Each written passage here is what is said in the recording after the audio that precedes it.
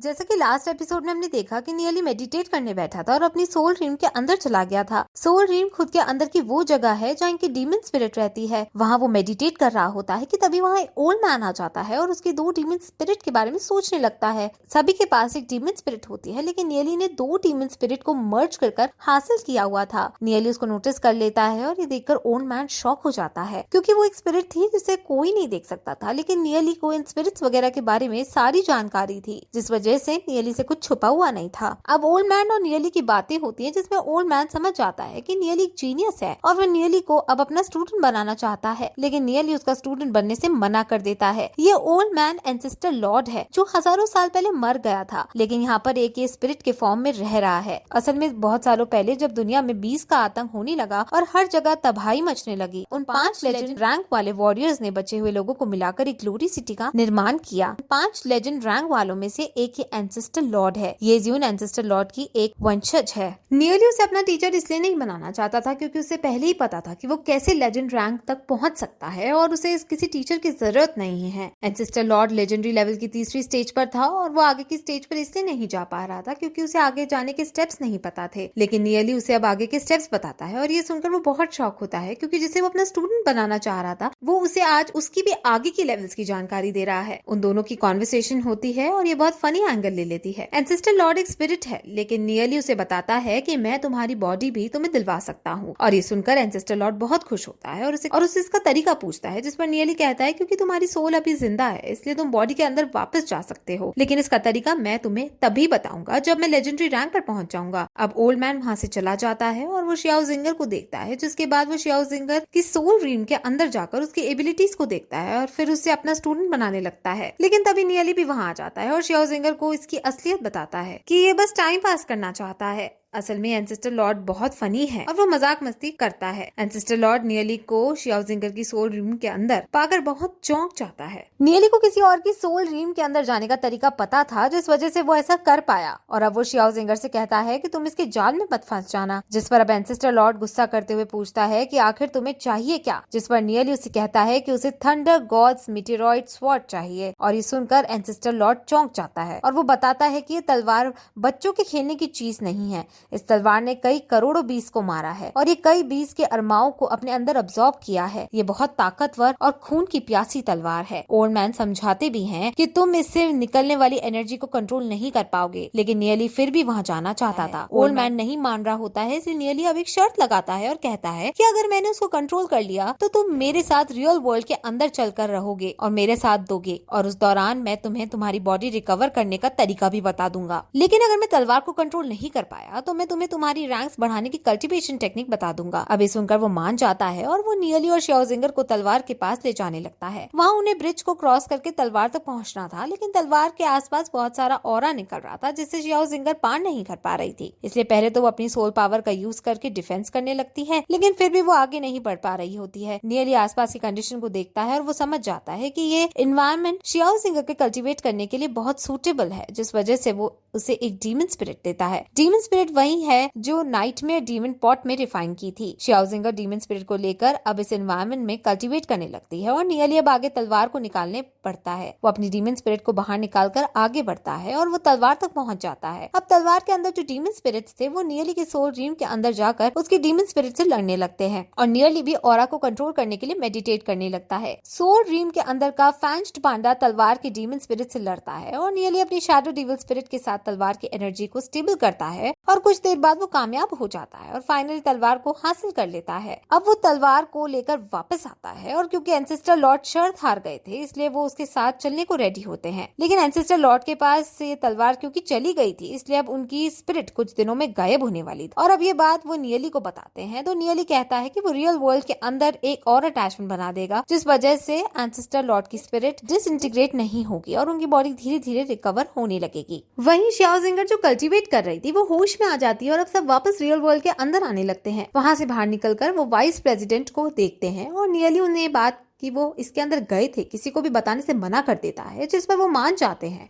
और अब नियली अपने दोस्तों के साथ शहर में घूमने लगता है। एंसेस्टर लॉर्ड शहर की हालत को देखकर बहुत चौंक जाते हैं, क्योंकि उन्होंने ये शहर बहुत सालों पहले देखा था और अब ये शहर पूरी तरह से बदल चुका था। अब नियली रात को फिर एक जगह जाता है और वहाँ वो एंसेस्टर लॉर्ड के लिए एक अटैचमेंट बनाने लगता है। उसने कुछ इंस्क्रिप्शंस पढ़े थे, जिस वजह से वो ऐसा करने में कामयाब हो जाता है। कुछ समय स्ट्रगल करने के बाद वो एक पक्षी का ढांचा बना देता है। ये पक्षी का ढांचा सोल्स को अपने अंदर ले सकता था और इसके अंदर जाने के बाद ये सोल डिसइंटीग्रेट नहीं होती है। अब एंसेस्टर लॉर्ड इसके अंदर जाते हैं और नियली इसका नाम अब शियाओ फाई रखता है। अब वो सब जंगल के रास्ते अपने अपने घर जाने लगते हैं, लेकिन तभी वहाँ डार्क गिल्ड के आदमी अटैक कर देता है। उन डार्क गिल्ड के साथ सीक्रेट फैमिली का मैनेजर जिसका नाम शेन मिंग है वो भी आया है और अब वो नियली पर अटैक कर देते हैं। लेकिन अब नियली और बाकी सब स्ट्रॉन्ग है और वो अपनी डीमन स्पिरिट्स का यूज करते हुए डार्क गिल्ड्स के आदमियों को मार गिराते हैं। वो शेन मिंग को भी अच्छी तरह कूट डालते हैं। एंसेस्टर लॉर्ड जो कि पक्षी के अंदर था वो भी बहुत अच्छे तरीके से लड़ता है और नियली की मदद करता है। अब इन सभी को हराने के बाद वो डिसाइड नहीं कर पा रहे होते हैं कि अब उन्हें इनका क्या करना चाहिए, क्योंकि वो इन्हें सिटी लॉर्ड के पास नहीं ले सकते थे, क्योंकि अगर वो इन्हें सिटी लॉर्ड के पास ले गए तो सीक्रेट फैमिली बड़े बड़े सबूत मांगने लगेगी और हम पर इतने सबूत नहीं है। इसलिए अब नियली इन्हें एल्केमी एसोसिएशन के अंदर ले जाने का डिसाइड करता है। वहीं जब सीक्रेट फैमिली की लीडर को ये बात पता चलती है तो वो गुस्से से आग बबूला हो जाता है और फिर वो अपने आदमियों के मैनेजर को ढूंढने के लिए भेज देता है। वो ये भी ऐलान कर देता है कि अब नियली के परिवार का कोई भी आदमी अगर ग्लोरी सिटी छोड़कर जाए तो उसे तभी मार देना। अब नियली डायरेक्टर यांग के पास जाकर सारी सिचुएशन बताता है और डायरेक्टर यांग अपने आदमियों से इनकी 3rd डिग्री दिलवाने लगती है और इनसे कुछ उगलवाने की कोशिश करने लगती है। अब फिर नियली एंसेस्टर लॉर्ड के साथ वापस बाजार में जाता है और वो दोनों बातें करते हैं, जहाँ उन्हें नियली से ये पता चलता है कि लेजेंडरी रैंक से भी आगे स्टेजेस होती हैं। ये सुनकर एंसेस्टर लॉर्ड चौंक जाता है, क्योंकि उनके अकॉर्डिंग टॉप स्टेज सिर्फ लेजेंडरी रैंक की थी। वो बताता है कि लेजेंडरी रैंक तो डीमन स्पिरिचुअलिस्ट की सिर्फ एक शुरुआत है और फिर वो उसे एक पुरानी कहानी बताता है कि बहुत पहले एक बीस्ट ने लेजेंडरी रैंक से भी आगे वाली रैंक प्राप्त कर ली थी और वो आसपास तबाही मचाने लगा था। कॉन्टिनेंट के सारे डीमन स्पिरिचुअलिस्ट वहां आकर उसे रोकने की कोशिश करने लगे, लेकिन वो ऐसा करने में खुद ही मारे गए।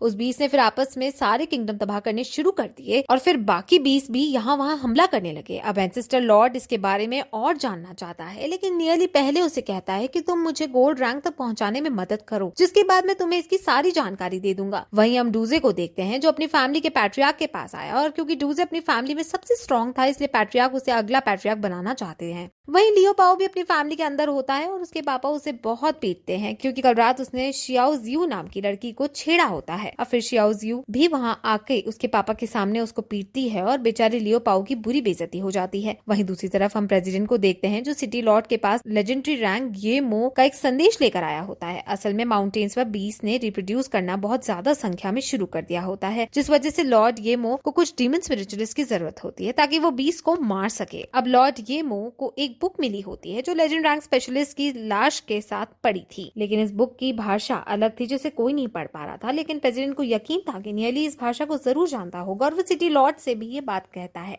सिटी लॉर्ड नियली से पहले ही गुस्सा था क्योंकि वो उसकी बेटी के साथ बिना कपड़ों के खड़ा था, लेकिन सिटी लॉर्ड फिर भी नियली को इस केस में इन्वॉल्व कर लेता है और प्रेसिडेंट हेल्प लेने के लिए कहता है। अब प्रेसिडेंट नियली के पास जाते हैं और उसे सारी सिचुएशन बताकर ये बुक देते हैं और नियली इसको ट्रांसलेट करके बताता है ये लैंग्वेज वुडलैंड एम्पायर की है। इसके अंदर लिखा है कि एक टेक्निक के बारे में, इसे 10,000 डीमनिक बीस्ट एरे कहते हैं और इसको एक्टिवेट करने के बाद ये एग्निगेंट ब्लैक गोल्ड के स्पेशलिस्ट को हैंडल कर सकता है। ये बहुत शक्तिशाली टेक्निक है और इस फॉर्मेशन के पास आते ही आदमी जान से मारा जाता है। अब प्रेसिडेंट भी इस एरे को बनाने का डिसाइड करते हैं, लेकिन उन्हें इस एरे को बनाने के लिए 10,000 ब्लैक गोल्ड के स्पेशलिस्ट चाहिए होते हैं। प्रेसिडेंट के पास इतने आदमी तो थे, लेकिन इसको बनाने के लिए जो समय उनको चाहिए था वो उनके पास नहीं था, क्योंकि 20 का हमला कभी भी हो सकता था। ये फॉर्मेशन को बनाने के लिए 2 महीने का वक्त लगा है। अब क्योंकि नियली को सिटी लॉर्ड के घर से निकाल दिया था और नियली वापस ये जियून के पास जाना चाहता था, इसलिए वो प्रेसिडेंट से ये कहता है कि इस फॉर्मेशन को बनाने के लिए मुझे सिटी लॉर्ड के घर में रहना होगा और आपको मुझे इसकी परमिशन दिलानी होगी, जिस पर प्रेसिडेंट मान जाता है। अब जब ये बात प्रेसिडेंट सिटी लॉर्ड के सामने रखता है तो वो गुस्से में आ जाता है और वो नियली को तुरंत जान से मारने के लिए जाने लगता है, लेकिन प्रेसिडेंट समझाता है कि अगर हमने नियली की बात नहीं मानी तो हम पूरे शहर के लोगों की जान को खतरे में डाल रहे हैं। अब प्रेसिडेंट और भी तरीकों से समझाता है कि नियली एक अच्छा लड़का है और वो येजियन का ध्यान अच्छे से रख सकता है क्योंकि वो उसे सच्चा वाला प्यार करता है। लेकिन सिटी लॉर्ड को नियली की ये बात कि उसने इतने सभी लोगों से दुश्मनी मोल ले रखी है ये बात पसंद नहीं आती।